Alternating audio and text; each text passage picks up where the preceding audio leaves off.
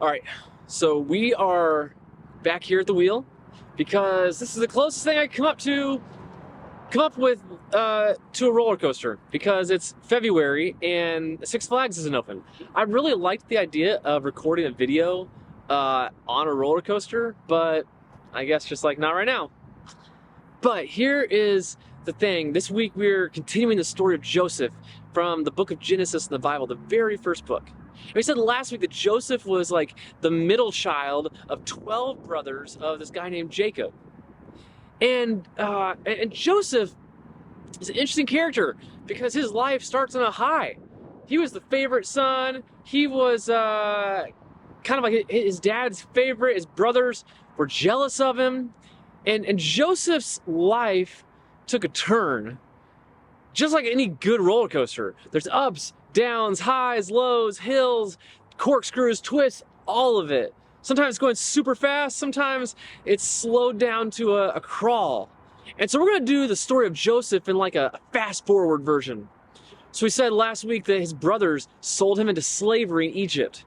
It's not great, like kind of a low. He gets sold to a guy named Potiphar, who's like a big deal in Egypt. He's like one of the Pharaoh's biggest advisors. And he rises up and he becomes like Pharaoh's number one advisor, like his number one aide. Everything's going great, like high, low, but it's going well again for him, as well as it can be.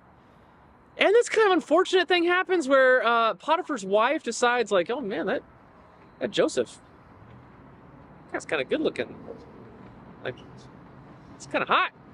And she decides like, I'm gonna sleep with him, which is kind of aggressive. And Joseph's like, no, thank you. I don't think this is a good thing for me. I don't want to do that.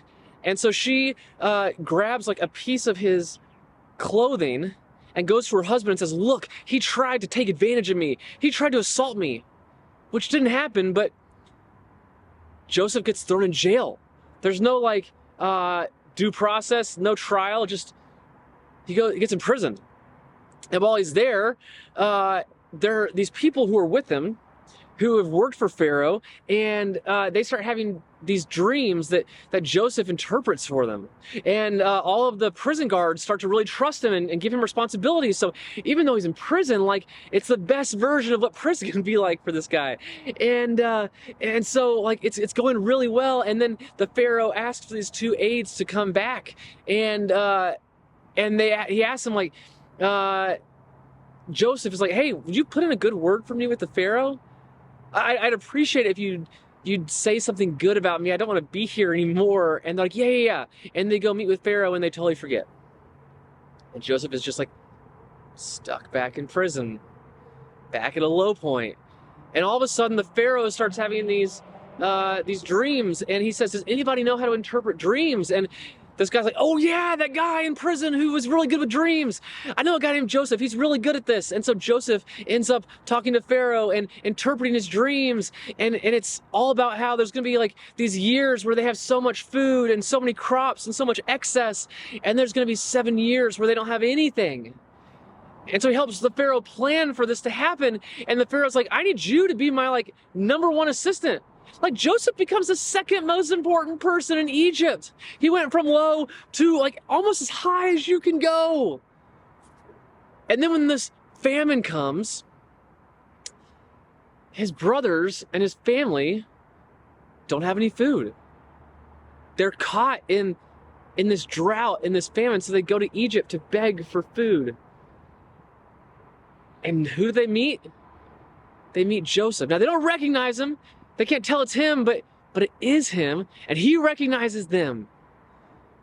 And after some like kind of screwing with him a little bit, he lets them know who he is. He reveals himself. And they're so embarrassed. They're like, we thought you were dead. We had no idea we can't believe what we did to you. And Joseph does this incredible thing. He forgives every one of them. They had this like huge embrace. And these brothers they're super embarrassed. And they're like, Joseph, we're so sorry. I can't believe we did that. And Joseph says, listen, you wanted to hurt me. You intended this for evil, but God needed me here. God put me here so that I could help you. I could help everybody in Egypt, everybody in Israel. I could help all the people. You wanted something bad to happen, but even in all the highs and all the lows, all the twists, all the turns, God's been with me to get us here. Y'all, some days in life are not going to be easy. And some days are going to be the biggest joys in the world.